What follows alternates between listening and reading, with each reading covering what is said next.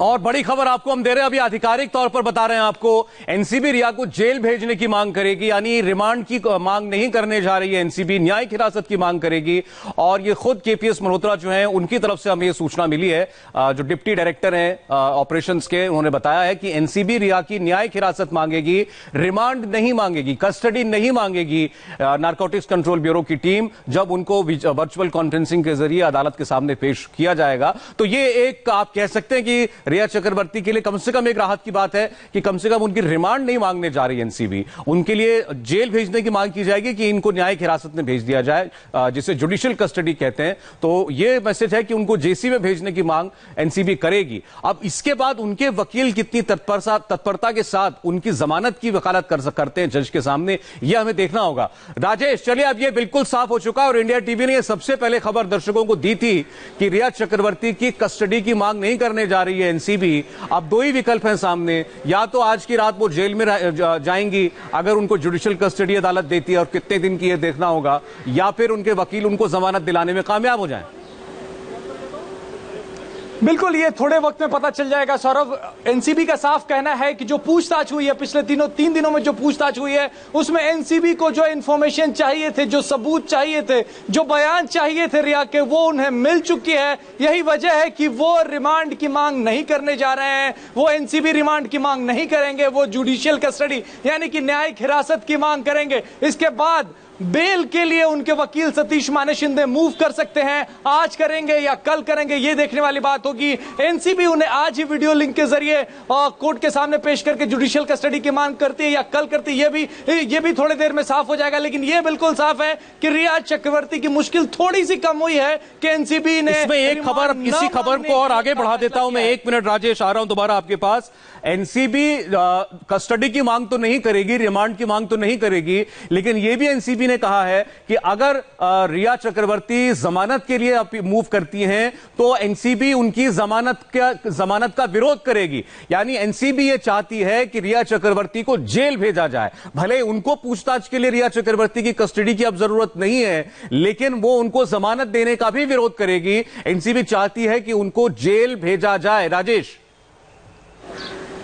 बिल्कुल, एनसीबी का इसके पीछे तर्क यह है कि रिया चक्रवर्ती अगर बाहर रहती हैं तो कुछ और जो ड्रग पेडलर्स या इस पूरे केस से और जो दूसरे लोगों पे दबिश डालनी है वो उनको प्रभावित कर सकती हैं। यही वजह है कि एनसीबी चाहेगी कि वो कम से कम 14 दिनों तक जुडिशियल कस्टडी में रहे, वो कम से कम न्यायिक हिरासत में 14 दिन रहे। राजीव इस वक्त हमारे साथ हैं जो बड़ी खबर लेके आए। राजीव, न्यायिक हिरासत में रखने की मांग करेंगे और साथ ही बेल का विरोध करेंगे। बिल्कुल, देखिए अभी एनसीबी के अधिकारी ने इस बात की पुष्टि की है कि वो रिमांड की मांग नहीं करेंगे, लेकिन जेसी में जाने के बाद में अगर रिया चक्रवर्ती बेल के लिए अप्लाई करेंगी अपने वकील के जरिए तो इसका विरोध करेंगे। ये बहुत बड़ी बात है कि रिया चक्रवर्ती को यानी कि राहत मिलते बिल्कुल नहीं दिख रही है। रिया चक्रवर्ती की रात हवालात में बीत सकती है। इसके पीछे वजह यही होगी कि वो बाहर रह के गवाहों को या फिर जो दूसरे ड्रग पेडलर्स पे दबिश डालनी है उसको प्रभावित ना करे रिया चक्रवर्ती। बिल्कुल, गवाहों को, सबूतों को, ये कहीं ना कहीं उससे छेड़खानी हो सकती है। ये भी एक तकनीकी बात है और इसी वजह से हो सकता है कि एनसीबी अब ये बात खुले तौर पे कह रही है कि अगर रिया बेल के लिए जाती है तो रिया के बेल का विरोध किया जाएगा। और ये बात इंडिया टीवी पर ब्रेक हुई है, जो कि अभी एनसीबी के अधिकारी ने हमें बाकायदा पुष्टि की है कि we will oppose Rhea bail if she applied. यानी कि जाहिर बात है कि अगर रिया बेल के लिए अप्लाई करती है तो विरोध किया जाएगा, वो जेसी में जाएंगी, उनकी कस्टडी की मांग नहीं की जाएगी, इसकी भी पुष्टि कर दी है। पल में घटनाक्रम यहाँ पे बदल रहे हैं सौरभ। अभी थोड़ी देर पहले खबर आई कि रिमांड नहीं मांगेंगी रिया और उनका परिवार जो था वो राहत महसूस कर रहा था, लेकिन राजीव के पास जो खबर आई है कि अगर बेल के लिए जाती हैं तो एनसीबी इसका विरोध करेगी। ये रिया के लिए एक बार फिर से बुरी खबर है। रिया को जी हाँ, जाहिर तौर पर रिमांड की मांग नहीं करेगी एनसीबी, ये उनके लिए शायद एक राहत की बात सामने आ रही थी, लेकिन उनको बेल ना मिले ये एनसीबी की कोशिश होगी। अतुल भाटिया और अभय पराशर हमारे साथ हैं। अभय, आमतौर पर कोई भी एजेंसी किसी आरोपी की बेल का विरोध क्यों करती है, और इस केस में अगर कस्टडी नहीं चाहिए तो जमानत का विरोध करने के पीछे एनसीबी की क्या वजह हो सकती है? देखिए, बिल्कुल अगर हम किसी भी केस की बात करें, अगर कोशिश यही रहती है, अगर कोई केस अभी इन्वेस्टिगेशन के बीच में है, क्योंकि अभी अगर हम बात करें एनसीबी की, तो एनसीबी न केवल खाली रिया और पूरे सुशांत केस में पूरे ड्रग केस की जांच कर रही है, बल्कि सौरभ इस पूरे केस में जो नेक्सस है पूरे ड्रग रैकेट का, पूरे मुंबई में, पूरे बॉलीवुड इंडस्ट्री में, उस नेक्सस पर इस वक्त एनसीबी काम कर रही है। जाहिर सी बात है, अभी तक जितने लोगों की गिरफ्तारी हुई है, जिसमें रिया चक्रवर्ती, शौविक चक्रवर्ती, सैमुअल मिरांडा या फिर जो बाकी के ड्रग पेडलर हैं, जिसमें जैद की बात करें या फिर औरों की बात करें, इनके अलावा कुछ और पेडलर तक पहुंचना चाहती है एनसीबी। और इस किसके जरिए एनसीबी पहुंच सकती है, क्योंकि जैद की चैट में और शौविक चक्रवर्ती की चैट में यह पूरा खुलासा हुआ कि वो ड्रग खरीदा करते थे। रिया ने इस बात को कबूल लिया। अतुल, जाहिर सी बात है कि अगर एनसीबी ने साफ कह दिया है, अभी तक जो सोर्सेज बता रहे हैं कि वो रिमांड नहीं मांगेगी, हालांकि एंड वक्त पर क्या कुछ होता है, क्या ग्राउंड्स एनसीबी रखती है, वो देखने वाली बात होगी, लेकिन बेल का विरोध करेगी। अगर रिया के वकील बेल लगाते हैं तो वो बेल का विरोध करेगी एनसीबी। इसके पीछे वजह यही है कि सबूतों को या और पेडलर्स तक पहुंच सके एनसीबी। बिल्कुल, देखिए, सबूतों से छेड़छाड़ नहीं की जाए, और जिस तरीके से ऑफिशियली कंफर्मेशन हमें एनसीबी के अधिकारियों ने की है कि हम एक मिनट में आपको रोकूंगा अतुल और अभय, ये जानकारी अभय आपकी आई है अभी हमारे पास कि इन 3 दिन की पूछताछ के अंदर क्या क्या बातें रिया चक्रवर्ती से पूछी गई कि जो इसके उन्होंने जवाब दिए, और किन किन सवालों के जवाब रिया चक्रवर्ती ने नहीं दिए, ये अभय पराशर ने हमको ये पूरा अपडेट दिया है। आप ही बताइए अभय, खास तौर पर जो फोकस है जांच का, वो आपके मुताबिक एनसीबी ये कह रही है कि हमारा फोकस ये नहीं है कि किसने ड्रग यूज किया, बल्कि ड्रग को किसने प्रोक्योर किया, ड्रग हासिल किसने कैसे की और कहां से की, इस पर जो है वो ज्यादा फोकस है एनसीबी का। अभय देखिए, बिल्कुल अगर हम बात करें, एनसीबी ने अभी 3 दिन तक जो पूछताछ की है रिया चक्रवर्ती से, उसमें कई अहम बातें रिया चक्रवर्ती ने बताई हैं, और यही वजह है कि अब और ज्यादा रिमांड की जरूरत नहीं है। ये बात रिया ने कबूली है कि वो जिस तरह की पार्टीज में जाया करती थी, वहां पर जो लोग आते थे वो ड्रग को कंज्यूम किया करते थे। रिया चक्रवर्ती ने इस बात का भी खुलासा किया है कि वो बहुत ज्यादा यूज्ड टू ड्रग्स की नहीं थी, लेकिन उसने ड्रग्स लिए हैं, उसने ड्रग्स कंज्यूम किए हैं। इस बात को जब रिया चक्रवर्ती ने माना, जब शौविक चक्रवर्ती यानी कि रिया चक्रवर्ती के भाई से कन्फ्रंटेशन कराया गया एनसीबी ने। इसके साथ ही सबसे अहम बात जो पूछी गई, वो ये पूछी गई कि क्या ड्रग्स सप्लाई करने में, अगर हम बात करें तो सुशांत की जो बात आ रही थी कि एक अगर हम मुंबई के अंदर ही बात करें, रिजॉर्ट के अंदर ड्रग्स दिया जाता था सुशांत को, उसके पैसे कौन देता था, इस बात को लेकर यह पूछा गया कि शौविक देता था या इसके पीछे कौन लोग शामिल होते थे। इसका जवाब रिया चक्रवर्ती ने साफ तौर पर नहीं दिया, लेकिन रिया चक्रवर्ती ने यह बात मानी है कि उसने कई बार उसने ड्रग कंज्यूम किया है, और यही सबसे बड़ी बात थी, क्योंकि शौविक ने सबसे पहले, जब तक रिया चक्रवर्ती से पूछताछ नहीं की गई थी, तो शौविक चक्रवर्ती ने और सैमुअल मिरांडा ने एनसीबी ऑफिशियल्स के सामने इस बात का खुलासा कर दिया था। चैट्स जो थी वो पूरी तरीके से सामने थी, जिसमें रिया चक्रवर्ती ड्रग्स की मांग कर रही है। इसी के चलते ये जो 3 दिन की अगर हम बात करें, ये साफ तौर पर कहा है रिया चक्रवर्ती ने कि वो हैबिचुअल नहीं है ड्रग्स लेने की, लेकिन वो ड्रग्स लिया करती थी। और एनसीबी के सूत्रों का यह कहना है कि रिया चक्रवर्ती के पास से हालांकि किसी तरह का ड्रग बरामद नहीं हुआ है। वो ड्रग बरामद जो हुआ है वो पहले जितनी गिरफ्तारियां हुई हैं उनके पास से ड्रग बरामद हुआ है, हम अगर ड्रग पेडलरों की बात करें। लेकिन ये जो कबूलनामा है, ये कहना कि मैं ऐसी कई पार्टीज में जाती थी जहां पर लोग ड्रग लेते थे और मैंने भी ड्रग लिया है, लेकिन इस बात का जवाब नहीं देना कि जिस रिजॉर्ट के अंदर सुशांत को ड्रग दिया जाता था उसके अंदर कौन लोग शामिल होते थे। ये तमाम चीजें जो हैं, क्योंकि मोबाइल फोन की अगर हम बात करें, लैपटॉप की बात करें, ये पूरी तरीके से एनालाइज किया है सौरभ एनसीबी ने। अब देखना यही होगा कि वीडियो कॉन्फ्रेंसिंग में जज के सामने एनसीबी क्या ग्राउंड्स बताती है। लेकिन यह बिल्कुल साफ है कि बेल अगर लगाते हैं रिया चक्रवर्ती के वकील, जैसा कि सोर्सेज बता रहे हैं, तो उसका विरोध अतुल साफ तौर पर किया जाएगा, क्योंकि बहुत सारे पेडलर्स तक पहुंचना है, पूरे नेक्सस को तक पहुंचना चाहती है एनसीबी की टीम। देखिए, बिल्कुल जो भी इन्वेस्टिगेटिंग एजेंसी है, अगर वो किसी को गिरफ्तार करती है, तो अगर वो बेल एप्लीकेशन लगाते हैं तो सबसे पहले जो इन्वेस्टिगेशन टीम है वो इसका विरोध करेगी।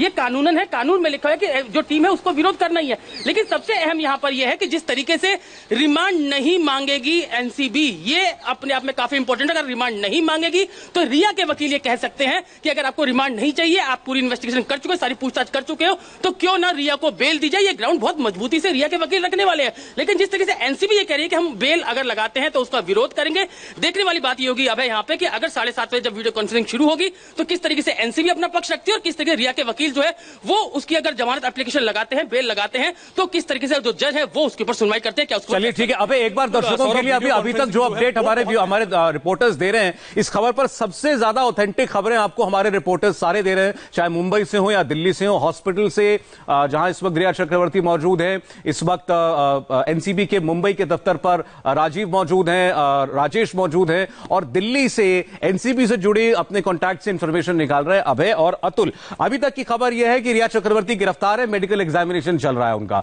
दूसरी बड़ी बात यह है कि 7:30 बजे उनको जज के सामने वीडियो कॉन्फ्रेंसिंग के जरिए पेश किया जाएगा, जिसमें एनसीबी उनकी रिमांड की मांग नहीं करेगी। एनसीबी ने साफ कर दिया है, उनसे जो पूछना था हमने पूछ लिया, अब उनकी कस्टडी की हमें जरूरत नहीं है। लेकिन उन्हें जुडिशियल कस्टडी में यानी कि जेल भेजने की मांग जरूर करेगी एनसीबी, उनकी जमानत का विरोध करेगी। उनके वकील यानी रिया के वकील उनकी जमानत की पूरी कोशिश करेंगे, जिसका एनसीबी विरोध करेगी। अब जो बातें रिया चक्रवर्ती ने बताई हैं अभी तक की क्वेश्चनिंग में एनसीबी को, वो बहुत महत्वपूर्ण है। इसमें उन्होंने ये कहा है कि उन्होंने एक्सपेरिमेंट के तौर पर कभी कोई जॉइंट पी लिया हो तो पी लिया हो, लेकिन वो कोई हैबिचुअल ड्रग यूजर नहीं है। ये बात वो बार बार कह रही हैं। और ये उनका जो पुराना बयान था जो उन्होंने कुछ मीडिया इंटरव्यूज में दिया कि उन्होंने जिंदगी में कभी ड्रग्स इस्तेमाल नहीं करी, या उनके वकील ने कहा कि उनका ब्लड टेस्ट करा लिया जाए, वो तैयार है, उन्होंने कभी ड्रग्स को इस्तेमाल नहीं किया।